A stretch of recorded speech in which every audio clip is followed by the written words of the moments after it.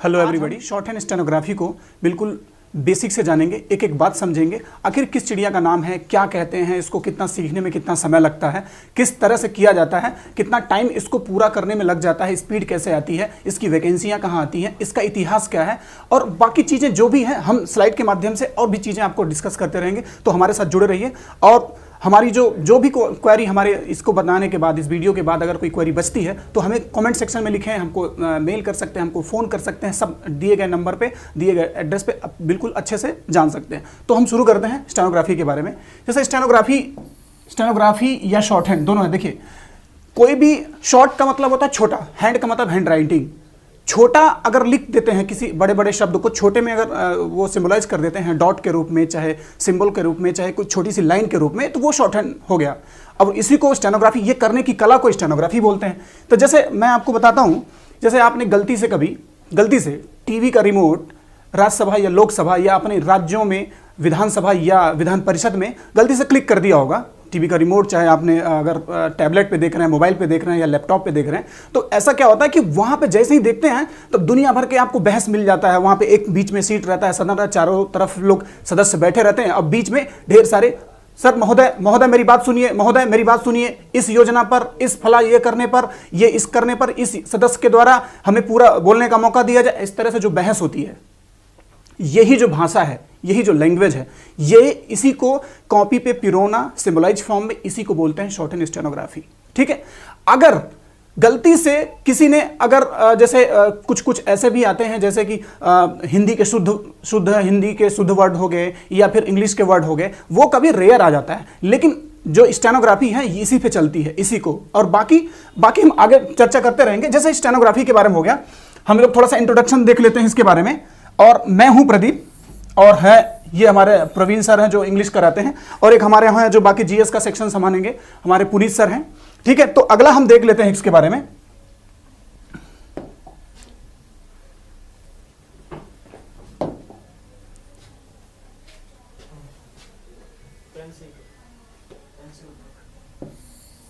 ठीक है, अच्छा हाँ, कोई भी चीज़ अगर हम जानते हैं, कोई भी चीज़ अगर सीखते हैं तो उसके बारे में इतिहास बहुत बड़ा वो रहता है, बहुत बड़ा प्रमुख रहता है, बहुत ज़्यादा मेन आर्टिकल रहता है कि आखिर इतिहास में क्या है, स्टेनोग्राफी ऐसा क्या है जिसके बारे में हम लोग नहीं जानते हैं या जानते हैं कैसे।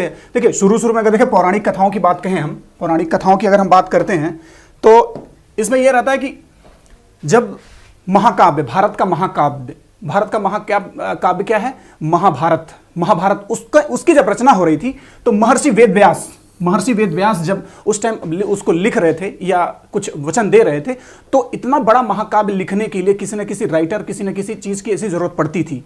तो उसमें उस टाइम जो सबसे पहला काम किया गया था भगवान श्री गणेश के द्वारा। ऐसा ये पौराणिक कथाएं हैं, ये मैं देखने नहीं गया था, आप देखने नहीं गए थे, ये पौराणिक कथाओं में ऐसा इसका जिक्र है, इसलिए मैं आकर के यहाँ पे आपको दिखाने की कोशिश कर रहा हूँ।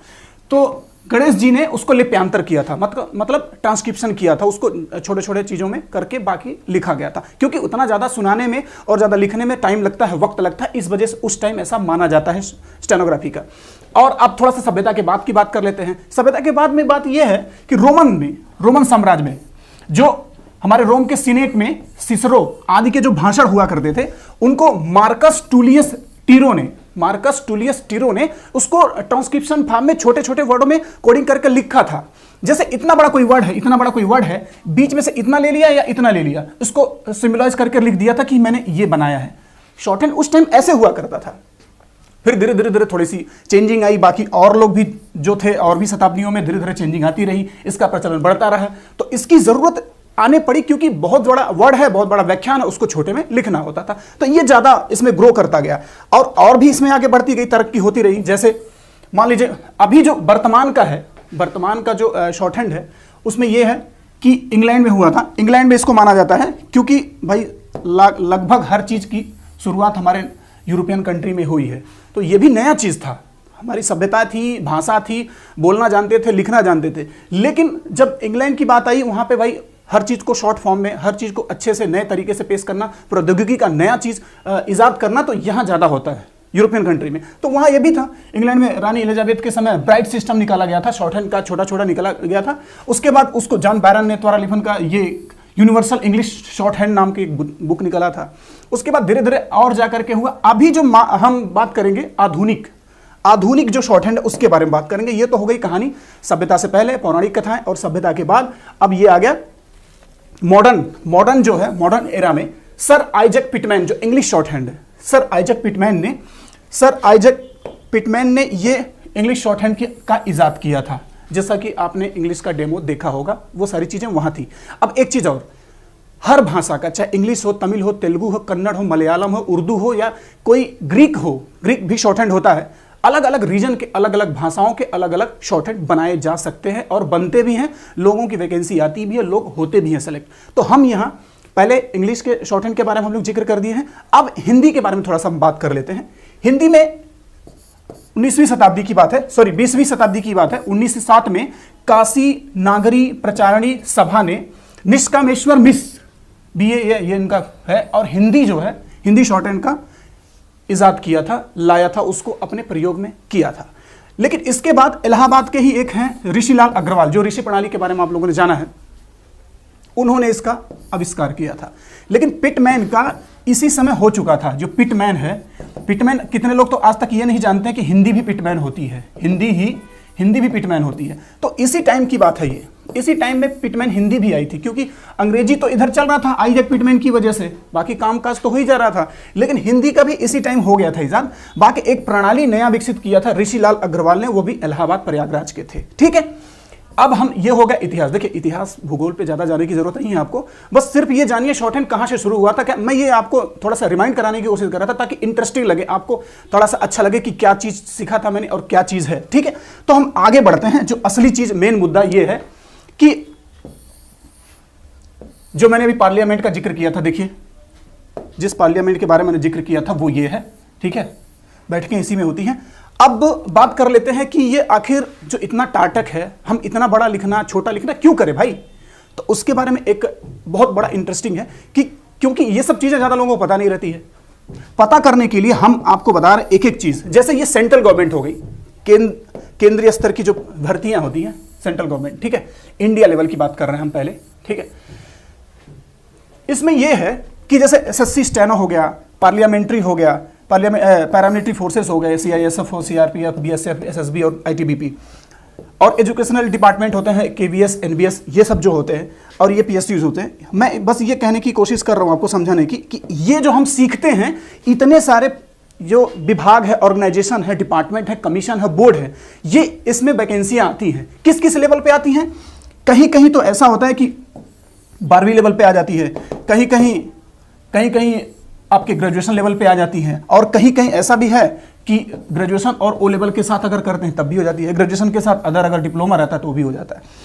ये सेंट्रल लेवल की हैं, और स्टेट लेवल पे भी कुछ आती हैं। तो थोड़ा सा हम आगे जब बढ़ेंगे तो एक एक वैकेंसी को हम धीरे धीरे बताएंगे, अच्छे से डिटेल में बताएंगे। लेकिन अब आप पूरा देख लीजिए कि कहाँ कहाँ क्या वैकेंसी आती है, मैं वो समझाने की कोशिश कर रहा हूँ। ठीक है, एसएससी जो है, एसएससी CND है जो 12वीं लेवल पे आता है, 12वीं लेवल पे आता है। सबसे अहम और मजेदार बात बताता हूं आपको, जो एकदम बिल्कुल फोकस है, फोकस वाला है, गणित।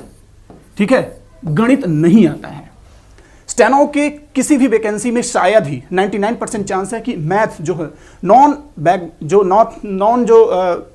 मैथमेटिकल बैकग्राउंड के जो लड़के हैं उनके लिए आशीर्वाद है, एकदम वरदान सिद्ध होता है कि मैथ नहीं आता इसमें। बिना मैथ पढ़े आप जीएस पढ़ सकते हैं, रीजनिंग पढ़ सकते हैं, और थोड़ा अगर हिंदी आता है तो हिंदी, इंग्लिश आता है तो इंग्लिश, अलग अलग सेक्शन की बात है। तो मैथ नहीं आता है, सबसे अच्छे आपको बात यही लगेगा। तो यही इसी तरह से ये भी है, पैरामिलिट्री फोर्सेस में सीआरपीएफ, सीआईएफ, एसएफ, और ये भी है जो ये है एजुकेशनल यूनिवर्सिटी जिसके बारे में हमने बताया है, पीएसयू में एफसीआई, ईएसआई जो हैं। उसके बाद मिनिस्ट्री में भी आती हैं, अलग से मिनिस्ट्री में स्पेशल वैकेंसी आ जाती हैं जब कभी रिक्वायरमेंट होता है। तो अब ये सेंट्रल यूनिवर्सिटी होती है, सेंट्रल यूनिवर्सिटी के बारे में आप तो बेहतर जानते हैं। हेल्थ सेक्टर हो गया, एम्स हो गया, और भी दूसरी तरह से जो इंस्टीट्यूशन है, और इंडस्ट्रियल सेक्टर जैसे वेयर हाउस हो गया, इन सब चीज़ों में भी आती है वैकेंसी, और आती हैं, लोग जो सीखे रहते हैं वो उनका सिलेक्शन हो जाता है अच्छे पे ग्रेड पे। पे ग्रेड के बारे में हम अच्छे से डिटेल में जानेंगे आगे आने वाली स्लाइड में। फिलहाल हम देखते हैं रिपोर्टर ग्रेड, सबसे महान और सबसे खतरनाक और सबसे ज़्यादा पसंदीदा लोगों के बीच में जो शॉर्ट हैंड सीखते हैं, जो जानते हैं, उनका एक सपना होता है कि ये रिपोर्टर ग्रेड में लोकसभा या राज्यसभा में या विधानसभा या विधान परिषद में हमारा सिलेक्शन हो जाए, क्योंकि इसका पे ग्रेड आईएएस पीसीएस के बराबर है।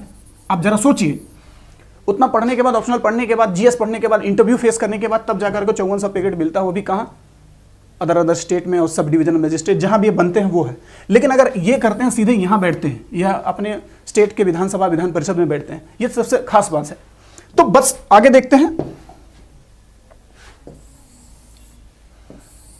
स्टेट के बारे में हमने थोड़ा सा जिक्र किया था, उसको हम जान लेते हैं। आखिर स्टेट में वैकेंसी कहाँ आती हैं? जैसे सबऑर्डिनेट बोर्ड्स होते हैं, जैसे यूपी हो गया, यूपी हो गया, बिहार में भी ऐसा, बिहार एसएससी भी है, ठीक है। राजस्थान में यूके मतलब उत्तराखंड हो गया, मध्य प्रदेश हो गया, छत्तीसगढ़ हो गया, हरियाणा हो गया, पंजाब हो गया, हर जगह इस टाइप की वैकेंसी आती है। मैं उसके पहले जो बताया था वो सेंट्रल लेवल का था, ये जो है राज्य स्तरीय है, ठीक है।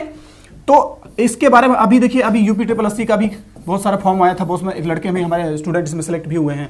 बिहार में भी अच्छे खासे, एसएससी में जो एसएससी के बारे में हम बात किए उसमें भी अच्छे खासे सेलेक्ट हुए हैं। ये उत्तराखंड की बात है, उत्तराखंड में तो हमारे कई ऐसे स्टूडेंट हैं जो एपीएस हैं। एपीएस का full form additional private secretary होता है, अपर निजी सचिव होता है। बाद में यही जाकर के पीए बनते हैं। पीए का पावर, अब पीए का जो डेजिग्नेशन है, पोस्ट है, आप सर्च कर सकते हैं, किसी से पूछ सकते हैं, आपको पता है क्या है। अब स्पेशल एजुकेशन जो हम बात कर रहे थे, जैसे ये इंस्टीट्यूशन, जैसे मंडी परिषद यूपी में मंडी परिषद, यूपीपीसीएल, ठीक है, यूपीपीसीएल हो गया।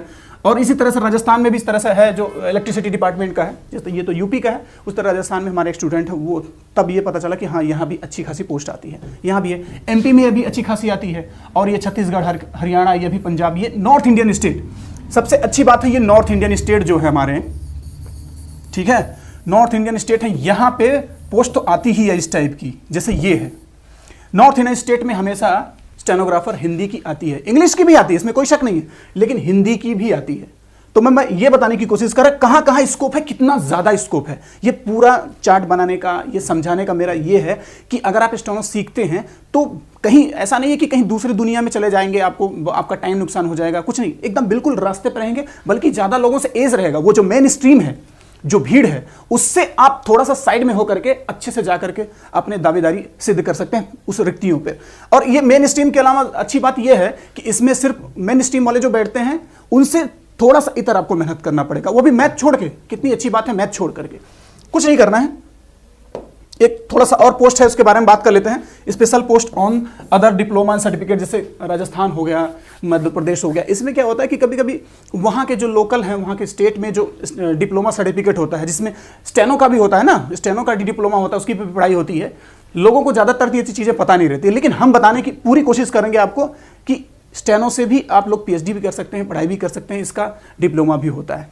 तो वहाँ एमपी में इस तब की चीज़ें मांगी जाती हैं, ठीक है। और अगर मान लीजिए कहीं पीए का अगर होता है, किसी का अगर सीखा रहता है तो भाई स्पीड रहती है, तो पीए भी बन जाता है। पीए का मतलब जानते हैं, मंत्रालय या सचिवालय जिसकी बात है। और आगे अगर देखते हैं, थोड़ा सा आगे हम बात करते हैं। अब आते हैं थोड़ा सा डीप में जाके, जो हम देखिए ये सब जिस डिपार्टमेंट का नाम लिया हमने, ये है, जैसे ये केंद्रीय विद्यालय के बात हम बोले थे, केंद्रीय विद्यालय हो गया, ये एम्स के बारे में जो जिक्र किया था मैंने, अभी हमारे कुछ स्टूडेंट हैं इसमें लगे हुए हैं। और ये हमारा एसएससी के बारे में हम पहले से जिक्र कर चुके हैं। ये सेंट्रल सीआरपीएफ की बात जो है, ये राज्यसभा, ये लोकसभा, सबकी बात हम कर लिए, फोटो देख लिया आपने। 12वीं लेवल की बात कर लेते हैं। 12वीं लेवल पे क्या है कि 2400 से 4600 पे ग्रेड पे से आपको यहाँ पे सिलेक्शन अगर शॉर्ट हैंड अगर करते हैं तो इस तरह का आपको मिल जाएगा, ठीक है। इसमें क्या होता है, एक छोटा सा नॉर्मल रिटन एग्जाम होता है, आपने रिटन एग्जाम दिया, क्वालिफाई हो गए, शॉर्ट लिस्टेड की, आपकी स्किल टेस्ट हो जाएगी। स्किल टेस्ट आपको कर दिया जाएगा, स्किल टेस्ट के लिए आराम से आपको डॉक्यूमेंट्स वेरिफिकेशन के लिए बुला लिया जाएगा, और हो गया ये आपका। इसमें सबसे अच्छी बात है, अगर एसएससी की बात करते हैं, एसएससी की बात करते हैं तो ये 12वीं लेवल पे ही, जरा सोचिए आप, 12वीं लेवल पे CGLE combined graduate level examination, CGL के बराबर आपका सिलेक्शन होता है। Same department, same salary, same पे ग्रेड, सेम ऑफिस, सेम जगह पे आपको सेम अलाउंसेस मिलेंगे, सेम टीएडीए जो भी होता है उनका बनता है, आपको सेम एचआरए भी वैसे ही मिलता है। 12वीं लेवल पे बिना मैथ पढ़े, बिना रट्टा मारे, बिना 3-4 चरणों में एग्जाम दिए आपका अगर सिलेक्शन होता है सेम डिपार्टमेंट में, तो क्या बुराई है भाई? मुझे तो नहीं लगता किसी को कोई बुराई है, किसी का कोई प्रॉब्लम हो रही है, किसी को पेट में गैस बन रहा है, ऐसा तो कुछ है नहीं। बस कुछ नहीं करना है, आप बस देखिए, ये हो गया। अगर स्टेज अगर कहीं और है, मैं ये जो है एसएससी के अलावा दूसरे के बारे में मैंने जिक्र कर दिया था कि कहीं कहीं तो सिर्फ स्किल टेस्ट पे भी सिलेक्शन हो जाता है। राजस्थान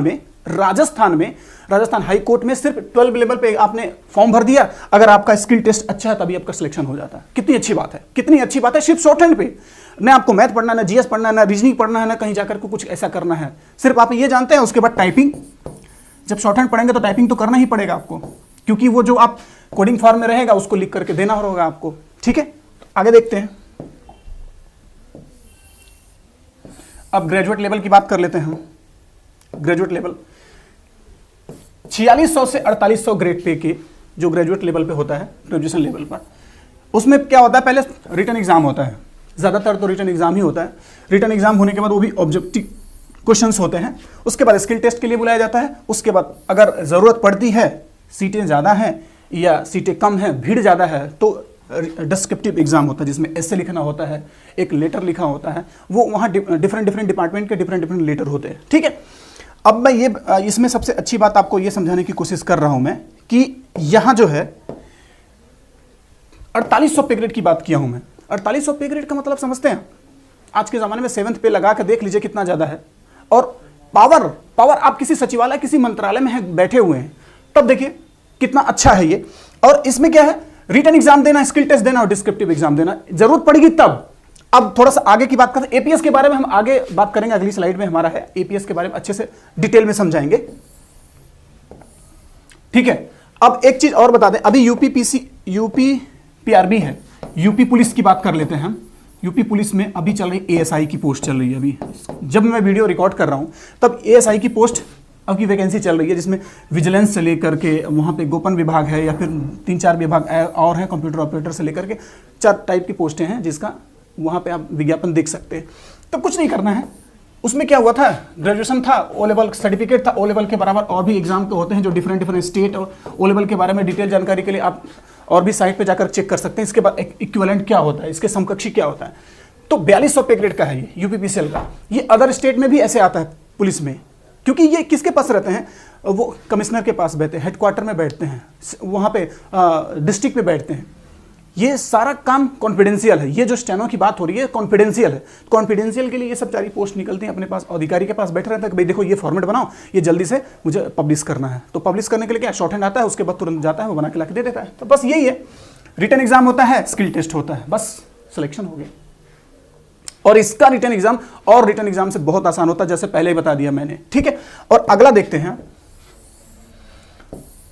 अब सबसे अहम और मजेदार है, जो स्टेनो जो सीखता है वो उसका जो सपना होता है कि एपीएस बने। एपीएस का मतलब आगे चल करके पर्सनल असिस्टेंट बने, मतलब पीए बने, और आगे और भी जब आगे अपने आप को अपग्रेड करता है तो वो क्या करता है, वो बनता है किसमें, लोकसभा, राज्यसभा, विधान परिषद, विधान सभा में वो बनता है रिपोर्टर। ठीक है, कोई बात नहीं। ठीक है, हम आप इसके बारे में थोड़ा सा चर्चा कर लेते हैं। एपीएस में सबसे अच्छी बात, अहम बात, अभी इंग्लिश शॉर्ट हैंड की बात हम करते हैं। ज़्यादातर देखिए आपको भी पता है कि हाई कोर्ट के जितने, सुप्रीम कोर्ट, हाई कोर्ट में जितने भी कामकाज होते हैं वो ऑफिशियल वर्क जो होते हैं इंग्लिश में होते हैं, इंग्लिश लैंग्वेज में होते हैं। तो एपीएस की वैकेंसी वैसे आती है। और अदर स्टेट में जहां हिंदी भाषी क्षेत्र है, सरकारी कामकाज भी अगर हिंदी में होता है, वहां भी स्टेनो तो आएगा ही आएगा। लेकिन मैं इलाहाबाद की बात कर लेता हूं, और भी जो हमारे हैं, राजस्थान है, आपके जैसे मध्य प्रदेश हो गया, इन सब जो इलाकों में हम बात कर रहे हैं, राज्यों में बात कर लेते हैं। तो ये जो एपीएस की पोस्ट आती है उसमें 100 की स्पीड मांगता है, 100 की स्पीड मांगता है। ठीक है, 100 की स्पीड मांगता है।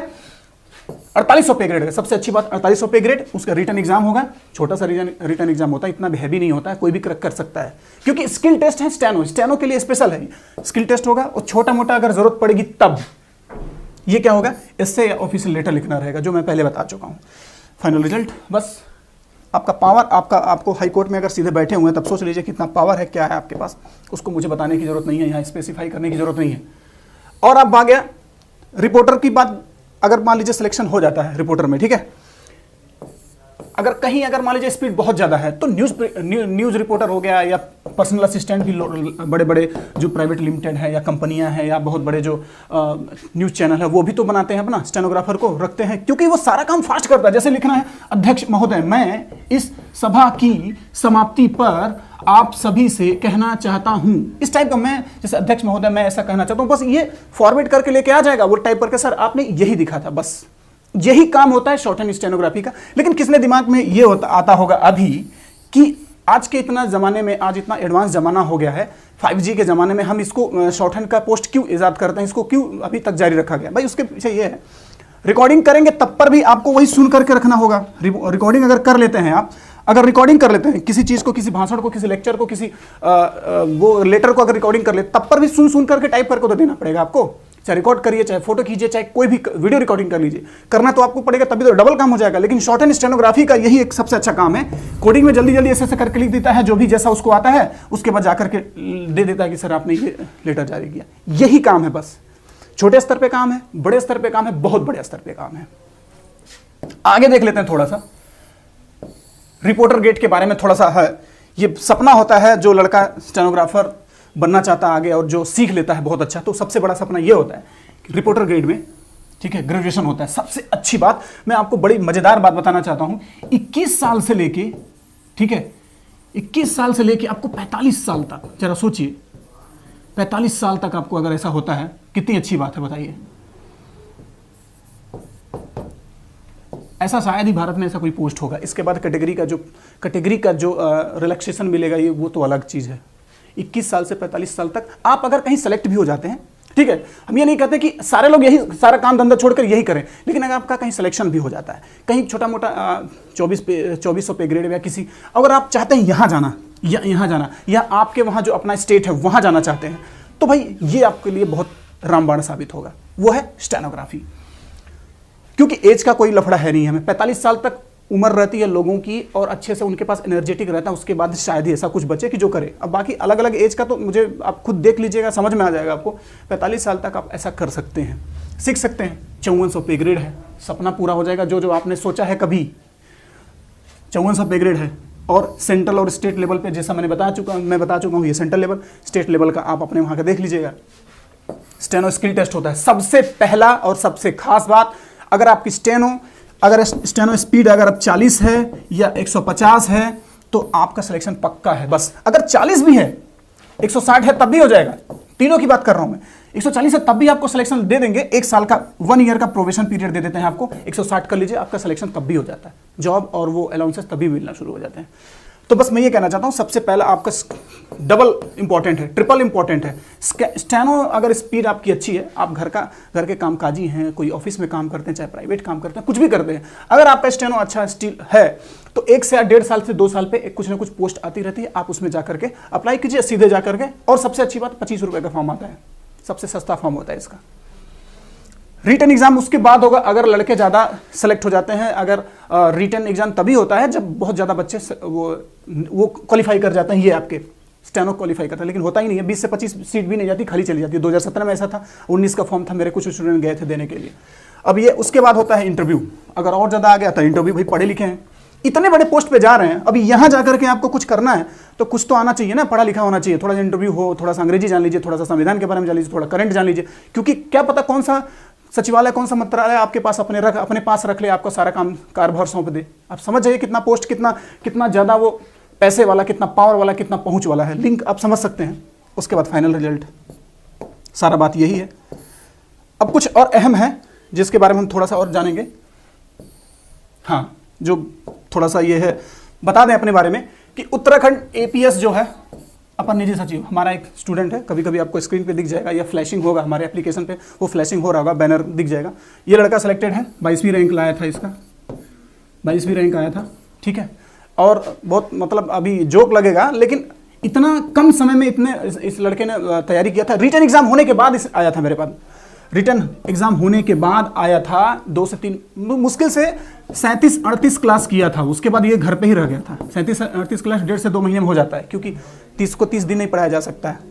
तो 37-38 क्लास में इसके लड़के का सिलेक्शन हो गया था। और बाकी जो भी मेहनत किया था, 1 महीना, 2 महीना, 3 महीने, 4, अपने जैसा भी मेहनत किया था वो उससे पूछ सकते हैं, हम खुद से मुखातिब करा देंगे, रूबरी करा देंगे। उसके बाद SSC में अच्छे खासे सिलेक्शन दिए हैं, करीब 12+ दिया है। मैंने सिर्फ 2 साल इसको यहाँ दिया था। बाकी जो मैं बाहर की पढ़ाई कर रहा हूँ, पहले जहाँ पढ़ाता था मैं, अपने वहाँ जो UP में पढ़ाता था, तब उसकी सिलेक्शन का कोई लिस्ट ही नहीं है। और ये असुलिपिक जो हुआ है उसमें यूपीपीसीएल में भी अच्छा खासा सिलेक्शन हुआ है, और राजस्थान जो इलेक्ट्रॉनिक डिपार्टमेंट जिसके बारे में मैंने बताया था, इलेक्ट्रिसिटी डिपार्टमेंट, उसके बारे में सिलेक्शन मैंने स्लाइड में बताया था, उसमें भी हुआ है। हाई कोर्ट में भी है इलाहाबाद में, एक लड़के का तो दो जगह पोस्ट हुआ सिलेक्शन, एसएससी के थ्रू भी, एसएससी में भी हुआ था और इसमें भी हुआ था, ठीक है। और ये बचा ये वेरियस कमीशन एंड बोर्ड जिसका कोई काउंट नहीं है, हमारे पास कोई वो डेटा नहीं है कि यहाँ भी सिलेक्शन हुआ है, ठीक है। लेकिन हुआ है, लड़कों का फोन आता है कि सर मेरा यह हुआ, लेकिन अभी याद नहीं है, अभी तुरंत के लिए हम क्या बता सकते हैं। लेकिन ये चीज़ हम है, हमारे पास इतनी सारी चीज़ें हैं, इतने सारे लोग जुड़े हैं। अब आते हैं सबसे बड़ा जो है हमारा मेन मोटिव, वो ये है कि स्ट्रेटजी, हमारे पास स्ट्रेटजी क्या है, हम क्या कराते हैं, हम ही हमारे पास ही क्यों सीखे, कोई हमारे पास ही क्यों सीखे। सबसे अच्छी बात है कि जो आपको देखिए, एक इससे पहले एक बात और कि जो हमारे बुजुर्ग हैं, बड़े बुजुर्ग हैं, जो हमारे आदि अनादिकाल से लोग सिखाते आ रहे हैं, अपना वो दावेदारी सिद्ध करते हैं कि मैंने इतना मेहनत किया है इस पे, इससे ज़्यादा कोई काम नहीं कर सकता। लेकिन मैं आपको एक बता दूं कि वो ज़माना नहीं रह गया है। पहले के ज़माने में लड़के 1 घंटा 2 घंटा पढ़ा लेते थे और मैथ पढ़ लिया, ये कर लिया, रीजनिंग पढ़ लिया, इंग्लिश पढ़ लिया, सिलेक्शन हो जाता था। लूसेंट पढ़कर कितने लोग सेलेक्ट हो जाते थे, जो किताब आती है। लेकिन आज के टाइम में इतना टफ कंपटीशन है, लड़के 10-10 घंटे 12-12 घंटे पढ़ते हैं, क्या मैथ्स इंग्लिश पढ़ते हैं। अगर उस टाइप का मेहनत 2 से 4 घंटा अगर कोई शॉर्ट हैंड स्टेनोग्राफी पे देता है, वो स्ट्रेटजी की बात कर रहा हूं मैं आपको। अगर मैं सिखाऊं 10 मिनट का या 20 मिनट का क्लास देता हूं, आप जाकर के घर पे रख देते हैं, कल बोलते हैं कि उसी टाइम आना है, तो 10 मिनट में होमवर्क पर पूरा कर देते हैं, तो 5-6 साल लग जाएगा, स्टेनो नहीं आएगा। लेकिन अगर मैं आपको ऐसे रोचक तत्व की तरह, एकदम मनोरंजन की तरह बताऊं और एकदम बिल्कुल क्रिस्टल क्लियर फॉर्म में बोलूं कि ये चीज होता है, ये छोटा करिएगा, इससे बड़ा करिएगा, आपका लेटर बन जाएगा, आपका ये डिजिट बन जाएगा, आपको मजा आने लगेगा। मजा आएंगे तो आप हमसे जुड़ जाएंगे, जुड़ेंगे तो इंटरेस्ट जगेगा, तुरंत आप प्रैक्टिस करना शुरू करेंगे। यही है हमारे पास हमारा। आप इस पे वीडियो देख लीजिएगा, कुछ ट्रायल वीडियोस आपको पड़े रहेंगे एप्लीकेशन पे। यह हमारा एक चैनल है, मास्टरगंज चैनल करके है, उस पे भी जाकर के हमारे पढ़ाने का तरीका देख सकते हैं। हम एकदम बिल्कुल लॉजिकली, एकदम ज्योमेट्रिकल स्टाइल में आपको बताते हैं, बिल्कुल साइंटिफिक अप्रोच बताते हैं कि किस तरह से इतना लेटर होता है, इसको छोटा करना, बड़ा करना है, बस। तो ये लॉजिकल हम बताएंगे, एकदम बिल्कुल साइंटिफिक अप्रोच के साथ, छोटा कैसे करना है, बड़ा कैसे करना है, इसको आगे कितना लिख सकते हैं, एकदम बिल्कुल आपको लगेगा कि हाँ, अरे यार मास्टर ने तो अपना कलेजा खोलकर रख दिया है, बस। यूजिंग ज्योमेट्रिकल लॉजिक, जिसके बारे में हमने चर्चा कर दिया है, इंटरेस्टिंग वे में बताएंगे, समझाएंगे आपको। उसके बाद एकदम बिल्कुल आसान लगेगा कि हाँ चलो ठीक है, जुड़ते जाएंगे वो। हम ये कहते हैं दिन भर आप जो भी काम करते हैं करिए, लेकिन शाम के समय आप जाकर के क्या करिए, 2 घंटा 4 घंटा टाइम दे दीजिए, बस। Best crystal clear audio. हाँ, सबसे अच्छी बात आपको मैं बहुत अच्छा बता दूं, इस एप्लीकेशन पे जो वीडियोस और ऑडियोज पड़े रहेंगे, डिक्टेशन, वो तो हैं ही। उसके बाद हमारे, उसके पहले अगर आप चाहते हैं जांच पड़ताल करना मास्टर के बारे में, मास्टर झूठ बोल रहा है कि गलत बोल रहा है, या ज़्यादा बोल रहा है, या हाइपरबोलिक कर रहा है, आप मास्टरगंज चैनल पर जाकर देखिए, क्रिस्टल क्लियर आवाज़ मिलेगी। जैसे आपको एग्जामिनेशन हॉल में ना जो क्रिस्टल क्लियर आवाज़ होती है, स्टूडियो में रिकॉर्डिंग होती है, उसी तरह से हमारे डिक्टेशन होते हैं। एक वर्ड को, चाहे सा का हो, चाहे शा का हो, चाहे शा का हो, हर चीज़ को प्रोनाउंसिएट किया गया है बहुत अच्छे वे में, और हर बात को समझाए। तो हमारा डिक्टेशन यही होता है, ये नहीं कि बुजुर्गों की तरह अध्यक्ष महोदय ऐसे करके नहीं, एकदम बिल्कुल क्रिस्टल क्लियर आवाज में। तो हमारा सबसे अच्छा यही है डिक्टेशन। कई हजार घंटे हमारे वीडियो चले हैं, एक व्यूज भले कम है, लेकिन कई हजार घंटे चले हमारे वीडियो। हार्डवर्क के लिए हम बिल्कुल एकदम हार्ड वर्ड्स जो हैं, हार्ड वर्ड जो हमारे जो रिपोर्टर के लिए जो बनते हैं, या फिर हमारे जो एपीएस बनते हैं, या फिर अगर किसी बंदे को कोई वर्ड अच्छा नया वर्ड आया, जैसे कोरोना संक्रमण काल हो गया, इसका भी वर्ड हम बनाएंगे। आप हमको वर्ड्स ला करके ढूंढ के देंगे, हम पूरा आउटलाइन बना के देंगे, प्रोवाइड करेंगे। अब आ गया ये इमोशनल, जो सबसे बड़ा है सपोर्ट। जो बोर हो जाता है लड़का, 1 महीना 2 महीना पढ़ते बस छोड़ देता कि भाई हमसे नहीं हो पाएगा, ये चीज़ आपको कभी नहीं होने देंगे हम, इसकी गारंटी है। आप इससे हमसे लिखवा सकते हैं, डायरेक्ट कांटेक्ट कर सकते हैं, चाहे एप्लीकेशन के माध्यम से, चाहे कांटेक्ट नंबर दिया उससे। कांटेक्ट नंबर ये है हमारा, ये है कांटेक्ट नंबर, ये भी है, इस पे भी आप संपर्क कर सकते हैं, और भी जो है फ्लैशिंग होता रहेगा, वो सारी चीज़ें हैं। अब ये नंबर देख लीजिए 9450055397, और ये 9811889596, इस पे संपर्क कर सकते हैं, एप्लीकेशन पे लिख सकते हैं, या चैनल पे जाके लिख सकते हैं। एक बॉक्स सेक्शन बना रहेगा, उस पर भी आपने जाके फीडबैक दे सकते हैं कि सर हमको ये नहीं आ रहा है, डायरेक्ट बात कर सकते हैं। 2 वे कम्युनिकेशन हमारा, ठीक है। और बाकी अगर कोई भी जानकारी आपको चाहिए तो नंबर और एड्रेस सब कुछ है, आप अच्छे से संपर्क कर सकते हैं हमसे, ठीक है। और किसी को कोई डाउट होगा तो हमसे जरूर बात करेगा। ओके।